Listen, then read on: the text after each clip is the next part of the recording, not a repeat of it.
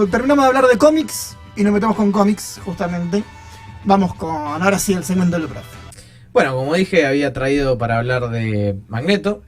Y creo que el cómic que mejor ejemplifica el punto en donde Magneto más razón tiene es X-Men God Loves, Man Kills, o Dios ama, el hombre mata. Es un cómic muy controversial que no tuvo tanta repercusión en su momento. Tuvo publicidad, como estábamos hablando un poco recién, pero de la mala, porque ataca mucho a las instituciones religiosas. Muchísimo. Incluso fue el cómic que se tomó como inspiración para hacer la película X-Men 2, en donde los mutantes son atacados cuando se encuentran en su hogar, en la mansión, y son apartados de Charles Xavier, quien es su mentor, su líder. Este cómic salió en 1983, del guión de Chris Claremont y dibujos de Broderick Anderson, y salió bajo el sello de Marvel Graphic Novels número 5. En esos años Marvel vio que era rentable el negocio de decirle novela gráfica para separarse un poco de lo que es el ámbito infantil en donde se podían leer los cómics, y empezó a apuntar a un público más adulto que ya había crecido con esas historias. Recordemos que para esta fecha los X-Men ya llevaban 20 años de publicación, cosa que los que habían crecido con ellos ya estaban un poco más maduros para poder acceder a historias un poco más complejas. ¿Y qué nos presenta esta historia? Esta historia nos presenta a los Purificadores, que son un grupo liderados por el Reverendo Stryker, que a diferencia de la película, si alguno la vio en X-Men 2, era un militar que estaba metido coronel que estaba metido con el personaje de Wolverine y sus orígenes. Acá no, es un reverendo que guía una iglesia evangelista y crea el grupo de los Purificadores, que van básicamente a eliminar sistemáticamente a los mutantes. Algo así como nazis, pero de mutantes.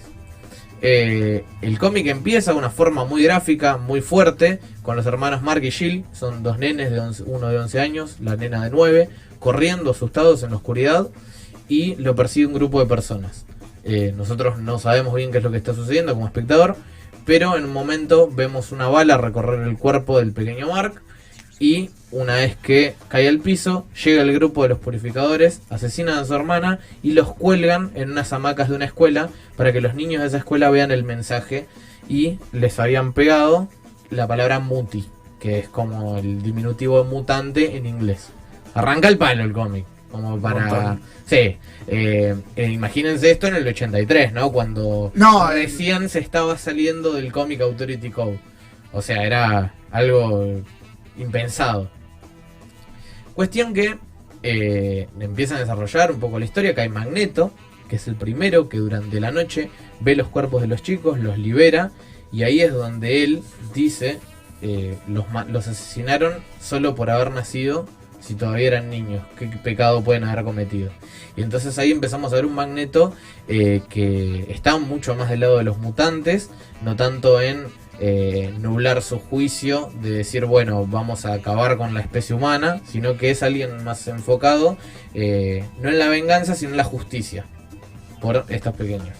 Más adelante se sigue desarrollando la trama y el personaje de Stryker se presenta en la televisión y tiene un debate junto con Charles Xavier sobre por qué deberían o no los mutantes pertenecer a la sociedad, cuáles son las diferencias que ellos tienen con los humanos y por qué no deberían ser considerados como humanos, ya que ellos se llaman como el homo superior, como la evolución directa del ser humano. Y bueno, básicamente las excusas de Stryker son que son hijos del demonio, y como cualquier evangelista que podamos escuchar en esa época, Pokémon es del diablo, Nintendo es del demonio, y bueno, los mutantes eran hijos del demonio. Nos desarrollan un poco la historia de Stryker en su juventud y el por qué tiene ese odio hacia los mutantes. Nos cuenta que después de haber trabajado en el ejército de Estados Unidos y haber presenciado diversas pruebas atómicas, su hijo nace mutante, y lo que él decide hacer, claro, en este cómic no tiene nombre, en X-Men 2, su hijo nace mutante y en el momento de su nacimiento lo apuñala, lo mata y le quiebra el cuello a su esposa. Se mete en el auto en el que habían chocado para morir junto a ellos, prendido fuego, pero lo rescatan. Y entonces él dice que en realidad su hijo era pecado de su esposa, no de él, y por lo tanto él tenía que erradicar a la raza mutante que era hija del demonio. Fuerte el cómic, va fuerte al centro, no te da esos grises. El malo es verdaderamente un hijo de remil puta. Si decimos que era reverendo, si reverendo hijo de puta. Pero bueno, todo lo hacen en nombre de Dios. Y acá es donde se pone súper controversial, porque el personaje de Magneto dice que es la justificación más básica del hombre para defenderse ante los miedos de cosas desconocidas. Hacer algo en nombre de Dios. Y ahí es donde agarró la NBC y dijo: ¿cómo vas a publicar esto? ¿A vos te parece? Esto es para chicos. Y se armó un quilombo en esa época, que fue un cómic medio archivado, como que no hay mucha repercusión de este cómic. No es uno que vos encuentres muchas reediciones, incluso hoy en día, porque también nos logra mostrar una imagen de Charles Xavier crucificado.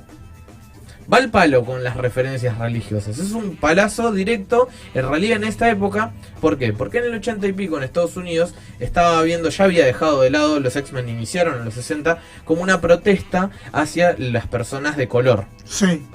Charles Xavier representaba a Martin Luther King y Magneto representaba a Malcolm X. Era básicamente la distinción que se podía visibilizar en ese momento. Magneto decía hacer cosas un poco más radicales, un poco más directas, y Charles Xavier buscaba la paz entre ambos, como el paralelismo entre Malcolm X y Martin Luther King. ¿Qué pasa? Hacia los 80 surge otro movimiento, que es el de la comunidad LGBT, y empieza a ser muy atacada por la iglesia. ¿Quién es el que ataca a esa comunidad? Es la iglesia, por no responder a los valores que se supone que debería ser una familia tradicional. Entonces este cómic sale básicamente como una crítica directa a ese movimiento creado por la iglesia para poder defender o apoyar de alguna forma a este tipo de comunidad. Y no solo eso, sino que este cómic es el puntapié para que Bryan Singer se una al proyecto de X-Men, ya que él, al ser una persona homosexual, se sentía identificado con estos personajes y quería adaptar de alguna forma, porque no es muy fiel la película del cómic, pero sí las bases de la idea al cine. Lo mismo con Sir Ian McKellen, quien también pertenece a la comunidad LGBT, y también obviamente quiso formar parte por la empatía que generó con estos personajes. Y este cómic es el que termina de consolidar a los X-Men como el medio de Marvel para poder hacer críticas a aquellas personas que discriminan algo sin tener una razón justificada. Bárbaro. Me encantó. Así que por eso quise traer, y este es el que más se refleja a Magneto como el villano que tiene razón, porque los métodos de Charles demuestran fallar, ya que secuestran a los X-Men, y el grupo que queda, los restantes, tienen que aliarse con Magneto para poder ir a liberar a sus compañeros, cosa que si no hubiese sido por Magneto no hubiesen contado el cuento. Muy bueno como siempre, Fer. El segmento del profe del día de la fecha. Aparte, una historia que no digo que no conocía, la conocía, pero me había quedado muy en el olvido. Es que suele pasar desapercibida, creo, por las intenciones mismas de a la hora de publicarlo. Pero es un cómic muy fuerte, lo volvés a leer, yo lo volví a leer hace poco para hacer el segmento, y tiene unas cuestiones simbológicas con la iglesia que posta es una crítica muy fuerte. Incluso me recordó mucho a Zack Snyder cuando hace los paralelismos entre Jesucristo y Superman.